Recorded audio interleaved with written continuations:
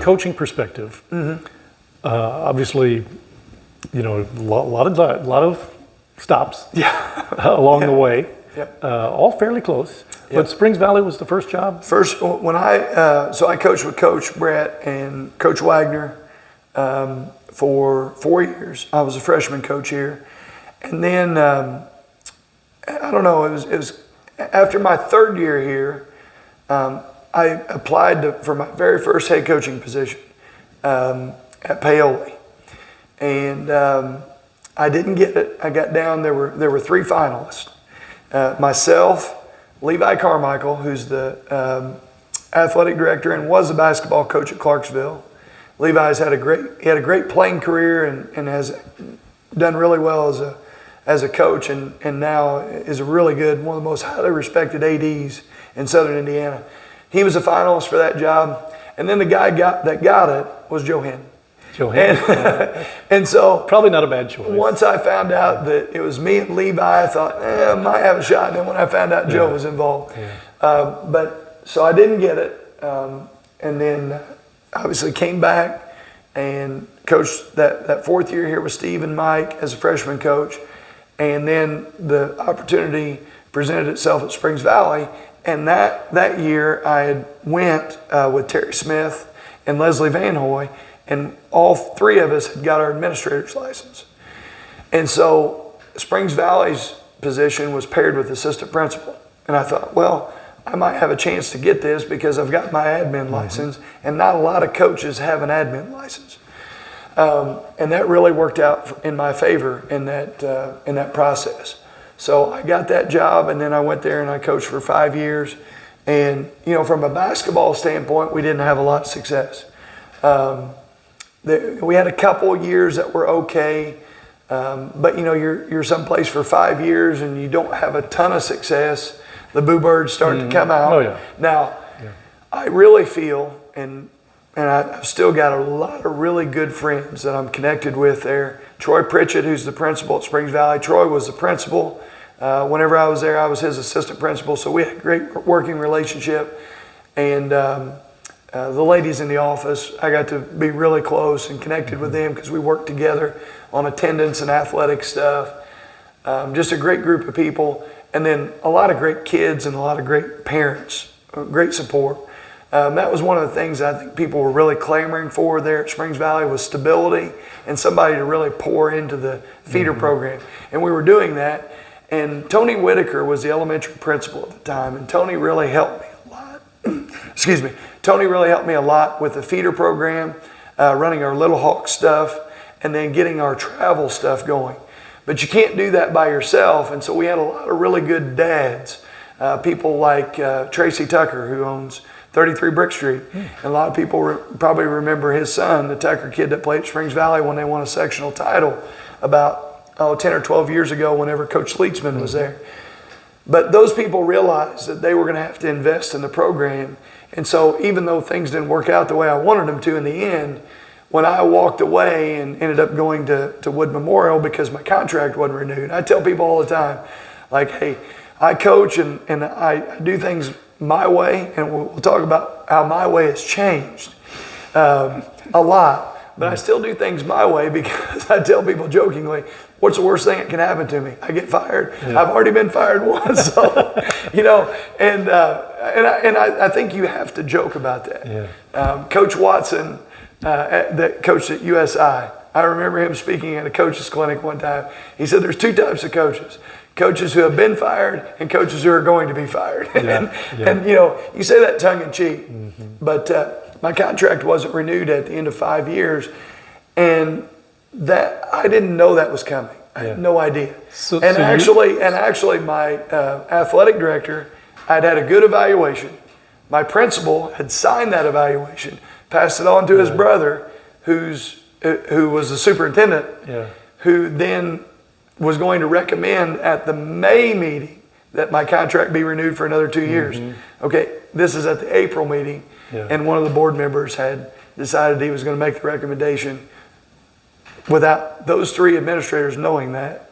Yeah. And I feel very confident that they had no knowledge of it because I'm still very good friends with those guys. Yeah. And the look on their face when they came into the gym to tell me that.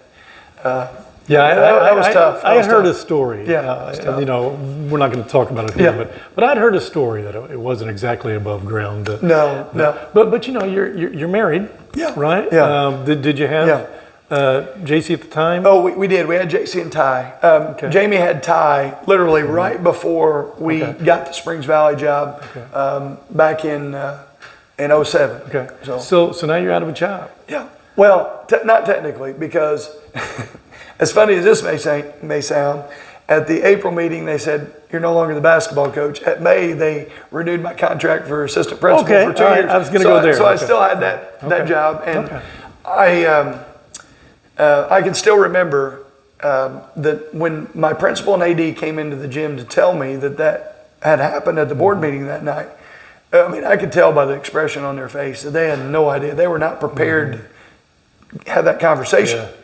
That's a tough conversation to have with somebody, and they were not prepared. But John Neal, who was my assistant coach, and John went on to be the head coach at Eastern and at Owen Valley. John was my JV coach.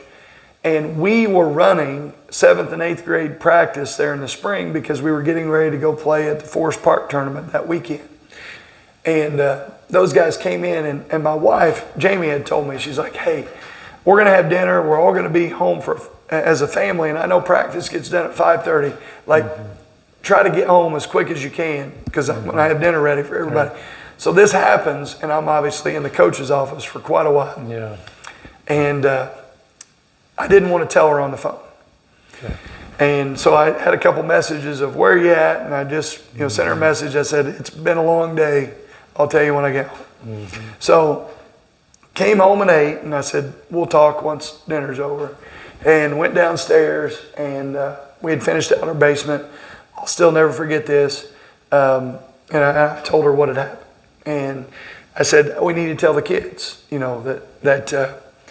that this has happened. And I'll never forget, we called JC and called Ty down. And Ty was young. He was only like 4 years old. And he goes, well, Dad, just tell him you want to coach next year. I said, it's not that simple, buddy. You can't do that. But I'll never forget, I'm pretty strong in my faith. And I give my mom a lot of credit for that, my grandma a lot of credit for that, but especially my wife. Because really, after high school, I really drifted in my relationship with Christ, and not in a lot of good ways, really drifted. And when I started dating Jamie, she got me back into church, and I give her a lot of credit for kind of rekindling that relationship that I needed to have.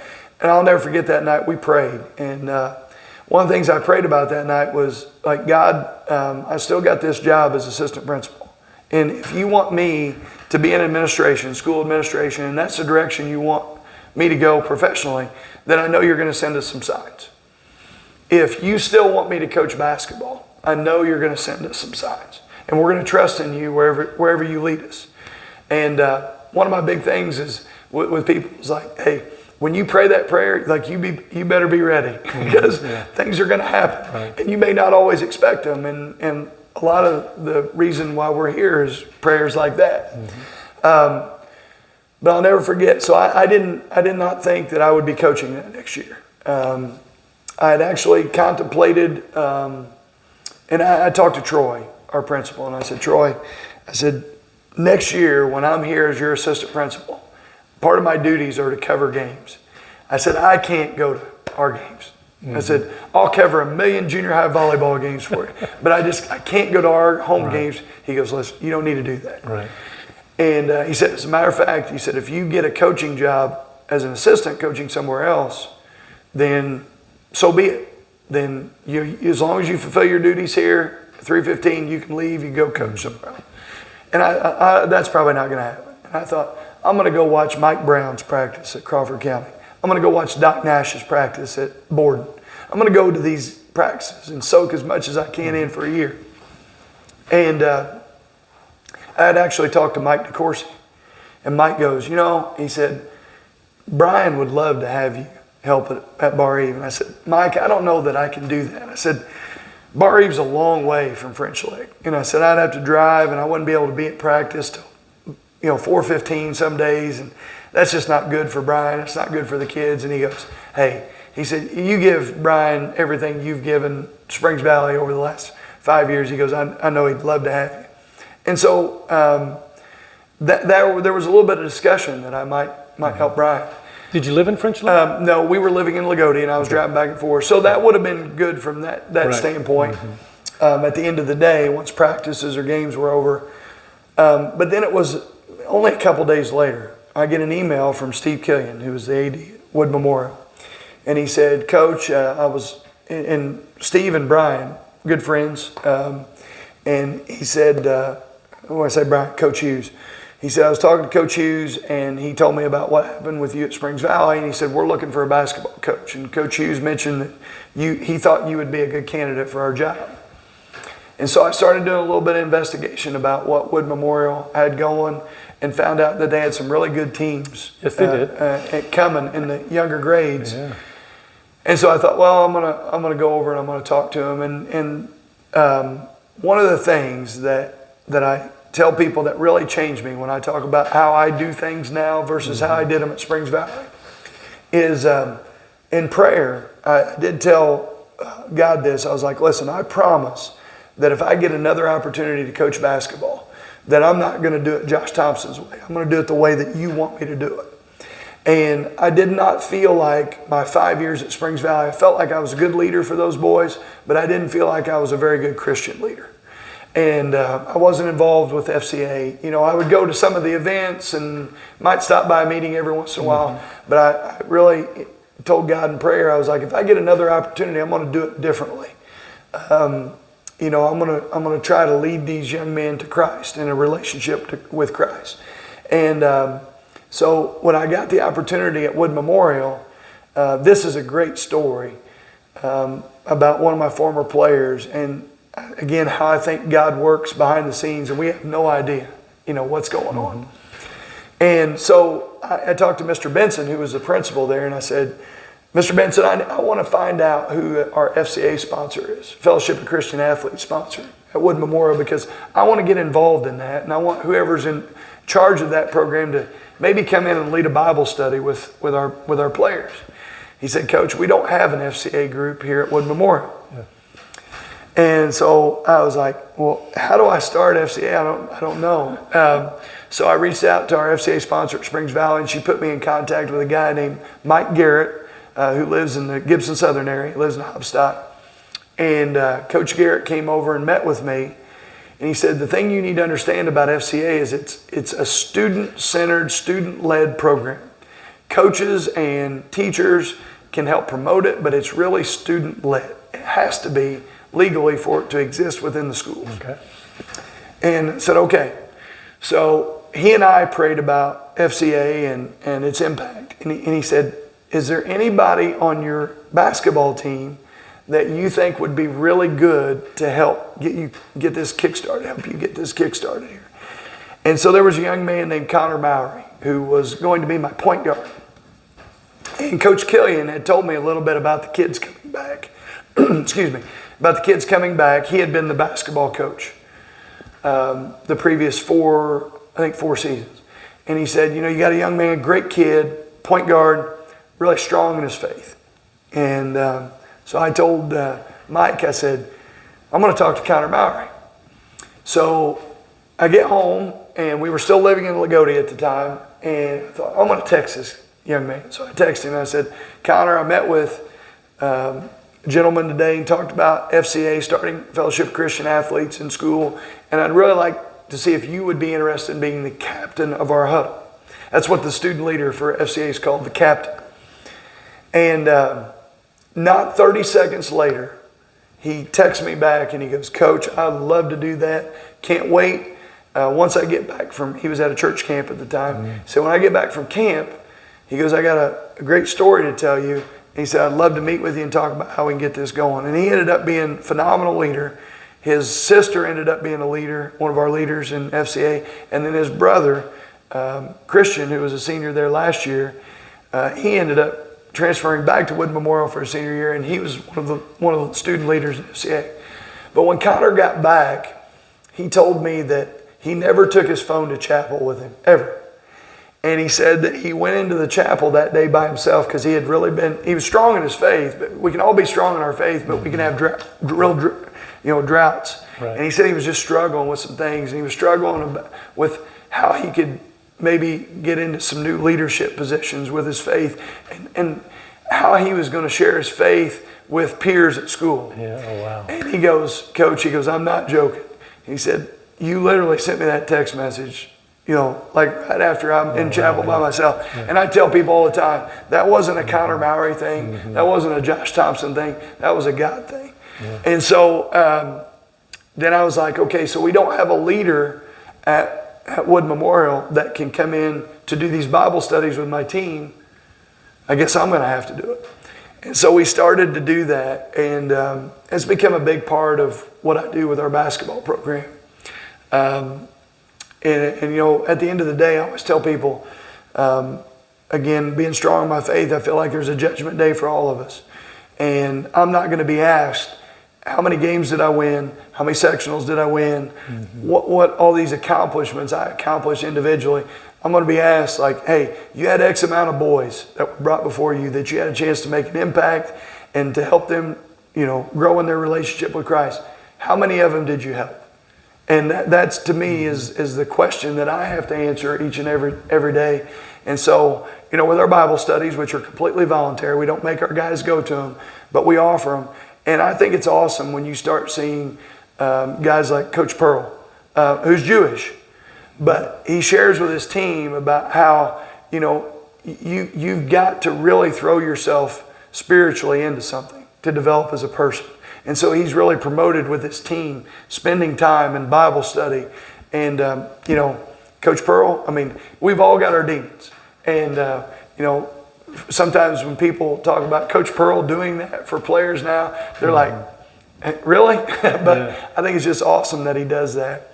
And so that's just been something that I really changed. And that's helped me in my coaching because I realize that it's, you can develop players physically. You can teach them all you want about flex offense, Princeton offense, motion offense. You can teach them all you want about defense. But those are not the things that are going to carry, that they're going to carry with them when they're your age, my age. It's the things they learn off the court about being a good human being, about being a good representative of whatever it is, whether it's the business you work for, the school that you go to, but most importantly, the representative of whatever faith you choose to follow. So again, it's interesting, most of your life up to that point, again, all basketball. Yeah. I won't say that all changed, but a whole different perspective. Oh, it was definitely a big change.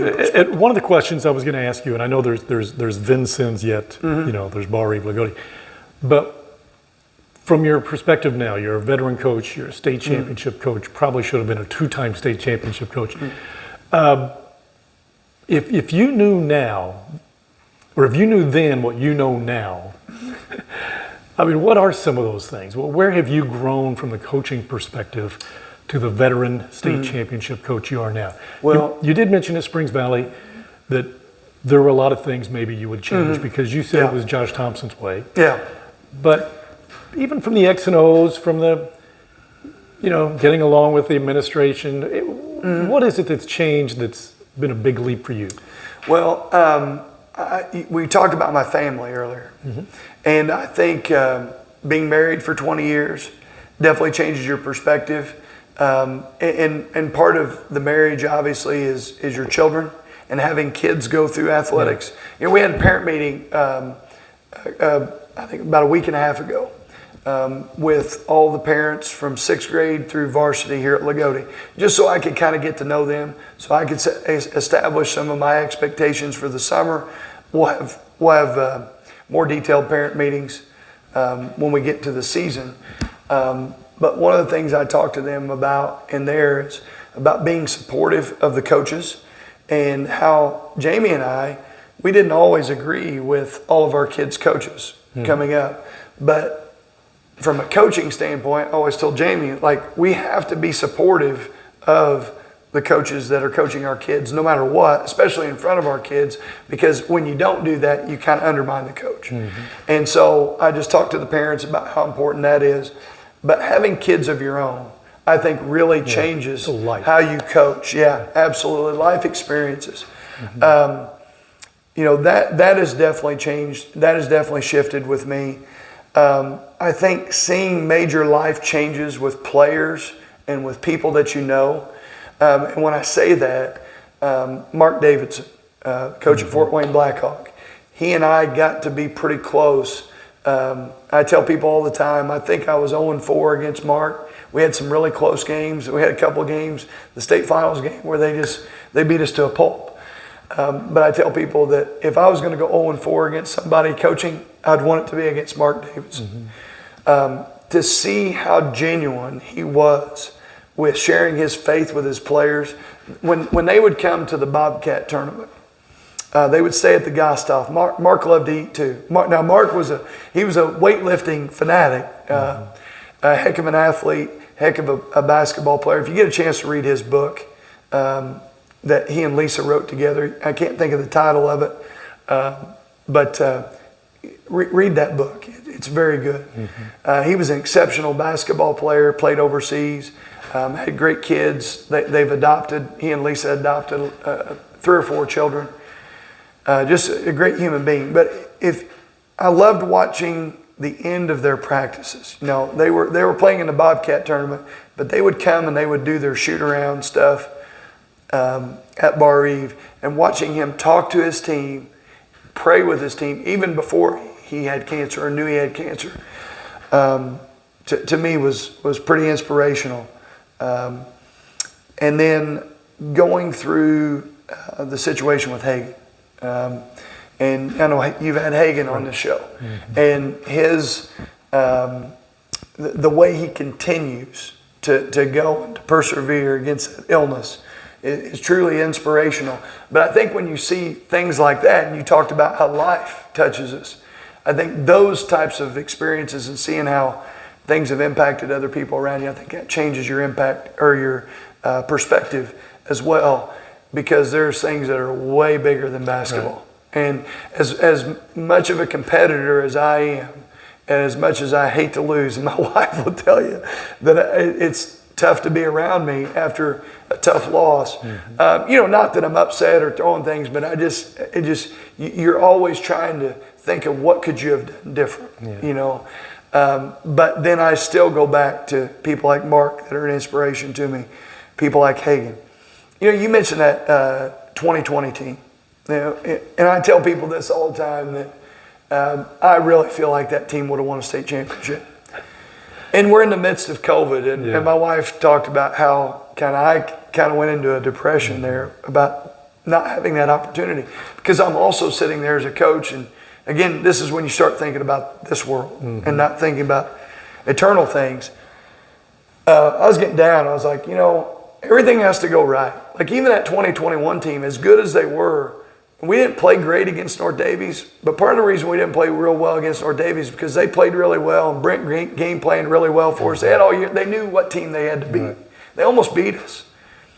Well, I'm sitting there as a coach, and I'm thinking, you know, Ryan's got a good team at Loogootee. Brent's got a good team at North Davies. Tom's a great coach. Like, there are things, the sectional level, as we've talked before, is the hardest level to win. You can get beat at any level, but that's the hardest level because those people know you the best. Right. And I'm thinking, you know, what if something happens and we don't win next year? Like, I may have lost my only chance. And then it hit me. It was like, you know what? Those kids that were seniors, you know, DK, you know, Keegan O'Neill, Jake, and you know, Corbin Boyd, those guys, they didn't get a chance to fulfill their dream. And that was their only shot. Those guys were seniors.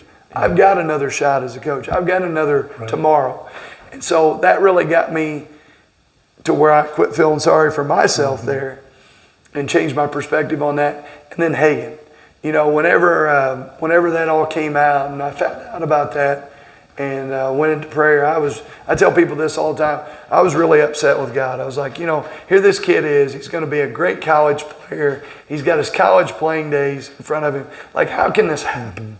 You know, and the way, watching the way Hagan has handled that, and watching the way his family has handled that. Pam, his mom, she still cuts my hair. She told me she would still cut my hair even though I'm a Loogootee line. It might not be a good cut. But anyway, so then I'm sitting there and I'm thinking, okay, this is the young man that this is happening to. Yeah. And if he's handling this with great faith and he's going to face it head on, then how can I stand over here and feel sorry for myself or be upset about this? Yeah. So I think when you look around at people like that, it shifts your perspective. Yeah. So for people who don't exactly know what we're talking about, it was the COVID year, and Barr-Reeve was clearly in 1A, the best team in the state. Whether they would have won it all, we don't know. But I think it was the year our girls just won the state championship, was it not? 2020. And it's funny you mentioned that because Griffin, my youngest son, we've already spent quite a bit of time here at Loogootee and shooting in the gym. And the other night we were up there and he was shooting. He looked up and he saw the banner on the wall, the 2020 banner. And he said, they won the state title in 2020. He goes, I thought the tournament got canceled. And he knew it was the girls' banner. Yeah. And I said, COVID hit after the girls' tournament. Yeah, so we got the girls' tournament in. Yeah. And then, did we get the sectional in? Got the sectional That's in. what I thought. You guys, of course, won that sectional. Yeah. And that was it, right? Everything shut down after that. Yeah, things started to go downhill that week. It's almost like a bad movie. I could see it playing over. Yeah. The Mitchell guy was one of the first NBA players. They shut down a couple of the conference tournaments that week because March Madness was getting ready to kick into gear. So you could see all of this. Yeah, and you could see it nationally. And I'm just thinking, well, maybe it won't affect us here in Indiana. Maybe we can at least get this level, through. And Thursday hit, and it didn't look good. And they started telling us that they were going to limit everybody to, I think, 200 tickets or something like that. Yeah, that's right. For Saturday's game, so it would be family. And I remember Aaron and Jeff trying to figure out, okay, I'm working with Dr. Madison, how are we going to only allow 200 Barr-Reeve fans to go to the game? And then on Friday, they told us 50 tickets. This is Friday morning, 50 tickets, that's it. And by like 1:30, 2 o'clock in the afternoon, the IHSA had postponed the tournament. I actually think there were a couple regionals that were maybe going to try to play or something like that. It was wild, crazy time, but I know ours was definitely called by like 1 or 2 in the afternoon on Friday. And I asked Aaron, I said, can we go ahead and practice? And he said, oh yeah, there's no reason that you can't practice. Because remember, they were telling everybody they were going to try to shut everything down for 2 weeks and hope everything. And he goes, so school won't be in session, but tell everybody to take their stuff home, make sure they wash everything. Over the weekend, you're not playing, and then we'll keep you, keep you in the loop on what you can do practice-wise. But I remembered being there in practice that Friday and being like, this may be it. This could be it.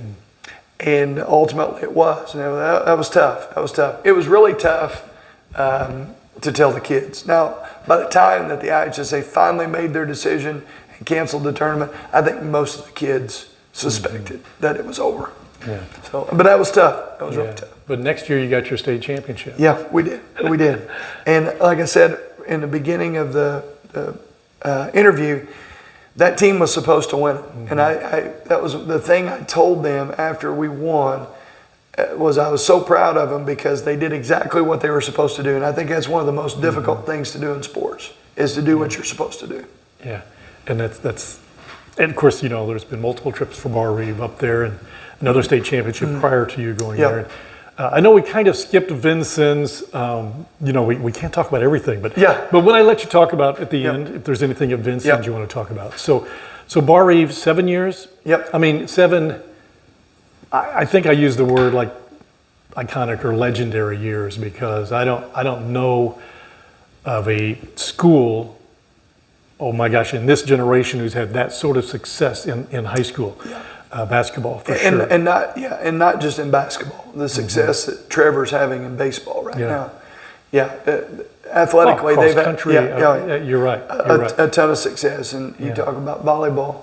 So they've had a lot of success. But and I tell people this all the time, like I'm a better coach now than I was my first year at Springs Valley.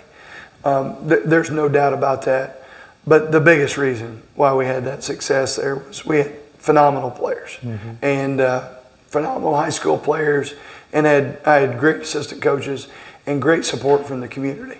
And that's one of the things that I talked to our parents at the parent meeting the other night, is that for us here to get to the level that we want to be, like we got to have everybody rowing the boat in the same direction, and we got to have that type of support. And I think we can get to that. And that's one of the things that, I had already mentioned here. I think we're a lot closer to that than what a lot of people think. So, there was always, you may or may not know this, but there were always, every time a Loogootee coach would come up, the coach position would come up, maybe Josh Thompson, might come over. And I remember, well, why would Josh come over with what he's got? Oh, I understand a lot of people are having problems with Josh, over there. And I'm thinking, who are these people? I haven't talked to any. Yeah. But obviously, anytime you're a coach and there's parents and grandparents and whatever it may be, there's going to be some people who, it's going to happen here in Loogootee, Coach. I hate to tell you that. Absolutely. Yeah. No, and that just comes with the territory. But I had a former school board member at Barr-Reeve that had reached out to me when some of this stuff started to develop. And he said, I just want to remind you that you probably get 95% support here. And I felt that way. I truly felt that way, Greg. I felt that way from the top with Jeff and Aaron. I could not have worked for two better administrators. The board was always supportive. Dr. Madison, I tell people all the time, he was the reason really that I ended up there at Barr-Reeve, because when that situation happened in July, the year that I took the Barr-Reeve job, there was an interview process, but I really felt Travis was the one that ultimately, felt like I was the right fit as a superintendent. And, it worked out great. It didn't just work out great for me as a basketball coach. It worked out great for my family, as we already talked about with JC, winning a couple state championships there as a volleyball player. And academically, it was a great place for our kids. So very, very appreciative of those 7 years. I remember right after the decision was made, you were on Fair Shake with Brian. It was terrific. I mean, Brian asked all the questions that anybody would have wanted to ask, and you answered them to your credit. But one thing you said at that time was you weren't looking forward to a conversation with Albert Kavanaugh about this. Albert was in the hospital. And I know he's gone through some health problems. I'm not exactly sure where we are today with that. But have you had a chance to communicate with Mr. Kavanaugh? Yes, I have. And I won't share everything that we talked about, just because, there's some things like, when you talk to your team in the locker room, there are just certain things that they stay there because, they're emotional conversations. But, it was a great discussion. And actually, I got to give Mike a lot of credit, his son, because when Mike and I talked, and I told Mike, I said, I really want to talk to your dad, but I don't know, with everything that he's went through health-wise, that a phone conversation is a good thing. And Mike goes, I feel like a face-to-face is a lot better. And I said, well, that's really what I want to do. And I said, would it be okay for me to come to the hospital? And Mike goes, yeah. He said, they don't want a ton of visitors coming in, but he goes, there can be some family. And he said, with your relationship with Dad, and I got to be really, really close with Albert. He spends more time at the school than anybody, even though he's retired. And so we had a lot of conversations in the hallways and in our offices, just about the history of the community, the program. And he said, "Your family," and that meant a lot to me for Mike to say that. And so, I was supposed to be there for about 25 to 30 minutes. That's what they wanted me to stay. But then we just got talking about different things and different aspects of the situation, about his situation health-wise, and I ended up being there about an hour and 15 minutes. But it was a great conversation, and the thing that I left there feeling really good about is Albert knew that, and I tell people this all the time, that Barr-Reeve is way bigger than who the basketball coach is there. So he knew that they were going to be in a really good situation no matter what happened.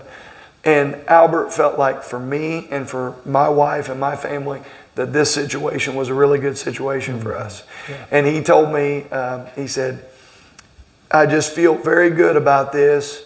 And he said, it's a good reason for you to turn left out of your driveway instead of turning right. So that meant a lot. Yeah. That meant a lot. Yeah, I think, you're much closer to him and the program than I am, but I think everybody knows that maybe all the success for Barr-Reeve isn't because of Albert Kavanaugh, but it certainly starts with Albert Kavanaugh. Absolutely. Is that fair to say? Yes. And I think without the efforts of people like Albert, it wouldn't be such a special place. And you talk about families and you talk about work ethic. I see Dave drive by my house all the time, and I taught for 4 years here across the hallway from Dave and had a lot of great conversations. Dave was one of our coaches in our feeder program over there. And then when I was here the first time, I got to work with Lee and got to have lunch supervision with Lee. So I heard a lot of great stories about why Lee picked his wife. Yeah, okay. Because he thought he could have taller sons with her than somebody else he was dating. I don't doubt that one. No, a lot of great stories about Lee. But you talk about a family that's impacted 2 schools and 2 communities in such a positive way, but it goes back to family. And it's the work ethic that those boys who are now older men, and obviously Lee has passed away, but the work ethic that was installed in those boys as young men. Yeah. All right, so you're at Loogootee. You've told us a couple of times that we're closer than what many of us think to being back to a top tier program, even though you didn't use those words. I'll use those. Why? Tell us why. What should we be excited about in the coming year, to 2 to 3 to 5, whatever it may be? So being 7 miles away and being as involved in youth basketball as I am, especially with my son being a 6th grader, but always being involved in youth programs and seeing games and kids coming in leagues and in these spring tournaments, and then watching 5th and 6th, 7th and 8th grade basketball. I'm really excited about the young kids that we have in our program. I think the feeder coaches are really good, very solid here at Loogootee. And I think sometimes when you're in the middle of the forest, it's hard to see the forest because of the trees. And it's real easy to look to the west, and it's real easy to look to the north and say, well, these teams are having these types of seasons and their programs are in this shape, and why are we not at that level? I feel like, again, it's a lot closer than what some people may think that are here at Loogootee that have been here for a long time. And then I also think you go back to when Coach Haywood was here, and whenever he and Justin Carrico started the Lion Cubs, I think you see those kids that were here whenever Ryan instilled that program. And I just think that program has really helped Loogootee be closer than what maybe some people think that gap is right now. But I really like the young kids, and I like our Lion Cub stuff. And that doesn't mean that there probably aren't things that need to be tweaked a little bit, or there's some things that I want to try to maybe put my spin on because I've seen things that maybe work a little bit better, or maybe some things that are going in a certain direction that I've seen before. If they continue to go in that direction, they probably won't work. And that's my role as the head coach, is to provide that leadership. Doesn't mean always that my way is the best way or the right way. We saw how that worked out at Springs Valley. but I just want to really try to mentor those feeder coaches and work with Justin on different things that we can do with the Lion Cub program. Because again, I've said it a million times, we're closer than what a lot of people think. Got a lot of things going on this summer. Oh my. Yeah, I actually, Jonathan Bowles, who's the head coach at Crawford County, Jonathan was my assistant at Vincennes. And so we're getting ready next week, and I'm not sure when this is going to come out, but next Thursday we're going down to Crawford County with our 6th, 7th, and 8th grade teams. And I told him today, whenever he called me about some scheduling things for that event, I said, Jonathan, in June, people don't realize, but head coaches are busier in June than they are during the season. Right. Because during the season, that's when you're really focused on your team. You have to be aware of what's going on in the program, but you're really focused on your team. The rest of the year, that's when you're really focused on the rest of the program. Not to mean that, you know, in June that you don't focus on the high school kids. I'm really getting to know those guys. We've had a couple practices to this point. But yeah, our middle school kids will go to Crawford County. They're coming in, they're in the weight room 2 to 3 days a week.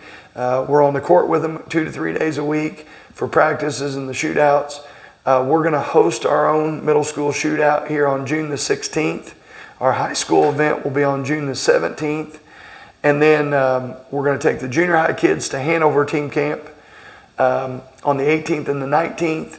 And then that next weekend, we go to the Charlie Hughes tournament with the high school kids in Indianapolis. And then the last week, we finish up at Purdue Northwest D1 team camp. So really, really busy June. But, you know, and I've had limited time with the kids. Yeah. We ran the youth camp for first through fourth graders the week after Memorial Day. So I got to know those little guys.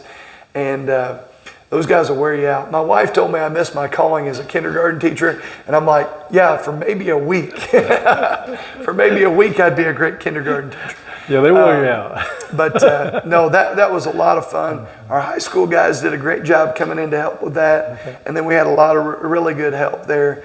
Wyatt Street's been great help. He came in to help run that. Tyler Walton was in there helping out with that. Justin Carrico, Todd Baker. You know, and it's exciting for me to have Todd helping out with our program, because Todd was a player when I was here. Mark Potts is our 8th grade coach. Mark was on my first freshman team here. So there's been a lot of those guys that were involved in the program. You know, Jordan Devine's got a son that's in the 7th grade, going to be an 8th grader. Or I'm sorry, no, going to be in the 7th grade, Jack. And, you know, coaching those guys' sons now that I coached when I was here, that's a lot of fun, you know. I can imagine. And having those guys come to me and tell me that they're excited about me being back, that's meant a lot. Yeah. That has meant a lot. Well, good. Yeah. Well, we've talked about a lot of things. Yeah. But we didn't talk about everything. But is there anything that you can think of, it's kind of your form, that we didn't talk about, that you'd like to get out there? Like I said to you before we went on, you'll think of it later. Yeah. But anything that you'd... Well, you know, the other part of my role is I'm really excited about the basketball part of it. It's a new challenge of getting Loogootee basketball back to where it was and where I think it should be. So that's a unique challenge in and of itself. But the other part of my job, being the athletic director, I'm really excited about being athletic director and assistant principal. I'm excited about kind of bringing some new things to the athletic program. But the thing that I will tell people is for a small school, our athletic department's in really good shape. Corey's done a great job financially. I couldn't ask really for a better situation to come into at a small school. So financially, we're in a really good spot. I feel like there are probably some tweaks with our schedule that we want to make, but I think those are more tweaks that are personality tweaks. But Corey's done a great job with that, he and Jamie, as far as with the scheduling and the officials. So I'm excited about that. From a schedule standpoint, on the basketball side, we're going to play in the Greene County tournament next year. That's expanding back to eight teams. It used to be 8 teams whenever I was a kid, and it kind of went away. And I've worked with Joe, their athletic director, Levi, their coach, whenever I was at Barr-Reeve, and we were going to play in that tournament when I was coaching at Barr-Reeve. But after I got this job, I talked with Aaron, and I'm like, Aaron, I've put in a lot of time and effort with those guys to help that tournament come back. So we're going to take Barr-Reeve's place in that tournament. We were going to play in the North Davies thing that was going to rotate back and forth between us and North Davies. But they've decided that they want to make that just a North Davies tournament. So we had to go find something else. So for next year, we're going to play at Mitchell for 1 year in their holiday tournament. And then the following year in 26, we'll have our own holiday tournament at Loogootee.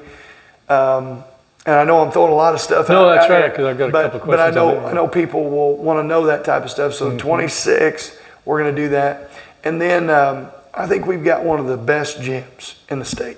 You know, I tell people all the time that gyms don't win championships, gyms don't win games, but we've got an amazing facility. And I'm really excited too about our new field house that we have coming in. To be able to do some things with that to benefit our programs, not just the boys basketball program, but our girls program and volleyball and even cheer and lionettes. So we've got some ideas in the athletic department of doing some things with them. But going back to our schedule, the other big thing that I want to do that I think can really showcase our gym and our facilities is we're going to have a one-day in-season shootout where we will play 6 games on a Saturday, most likely in December, in partnership with the Hoosier Basketball Coaches Association, which was started in 1986 by Coach Butcher. And the reason why Coach Butcher started the HBCA was because he didn't feel like players, mainly players, and to a certain extent coaches in Southern Indiana, got the attention that coaches and players got in Central Indiana and Northern Indiana. So we're gonna have that one-day basketball showcase where we're gonna bring in some really good teams from Southern Indiana to play 6 games in Butcher Arena. Is that this coming season? That won't be this year. Okay. It takes a little while to get that going, but that would be in December of 26 is my hope that we get that scheduled. So it wouldn't be for the 25-26 year, it'd be for the next season. And we're going to call that the HBCA Jack Butcher Classic. So I'm really excited about that part of it.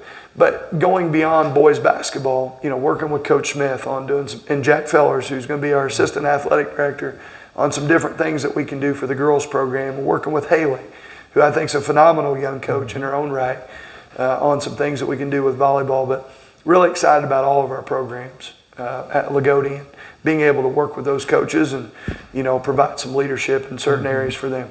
Well, good luck. Thanks a lot. Well, thank you. Appreciate it. Josh Thompson, if there's anything you wanted to know, you found out about it today. No, it's a terrific story, and we're glad to have him here, but that's how he got here. And we appreciate you watching this edition of Getting to Know Your Indiana Neighbor with the new Loogootee Lion head basketball coach, Josh Thompson. Thank you for watching.